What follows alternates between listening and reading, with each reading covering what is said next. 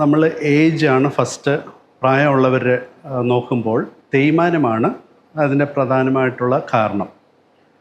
രണ്ടാമത്തെ കാരണം എന്ന് പറയുന്നത് ആർത്രൈറ്റിസ് എന്ന് പറയുമ്പം വാദം. അതിൽ പല തരത്തിലുള്ള വാദങ്ങളുണ്ട്. വളരെ കോമൺ ആയിട്ട് നമ്മൾ കാണുന്നത് ആമവാദം, അതായത് റുമറ്റോയ്ഡ് ആർത്രൈറ്റിസ് എന്ന് പറയുന്ന ഇൻഫ്ലമേറ്ററി ആർത്രൈറ്റിസ് ആണ്. അതുകൂടാതെ ഈ തേയ്മാനത്തിനും ഓസ്റ്റിയോ ആർത്രൈറ്റിസ് എന്ന് പറയും. ആ ആർത്രൈറ്റിസും ഈ ഒരു വാദം വരുന്ന ആർത്രൈറ്റിസും തമ്മിൽ വ്യത്യാസമുണ്ട്. പൊതുവേ ഒരു വാദം വരുമ്പോൾ പല ജോയിൻസിനെ ബാധിക്കുന്ന ഒരു കാര്യമാണ് നമ്മൾ കാണുന്നത്.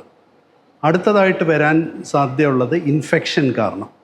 അപ്പോൾ ഒരു ജോയിൻറ്റിനെ ബാധിക്കും, അല്ലെ ചില ജോയിൻസിൽ ഇൻഫെക്ഷൻ കയറിക്കഴിഞ്ഞാൽ ഇൻഫെക്ഷൻ കാരണം ജോയിൻസ് ബാധിക്കപ്പെടും, അതുകൊണ്ട് വേദനയുണ്ടാകും.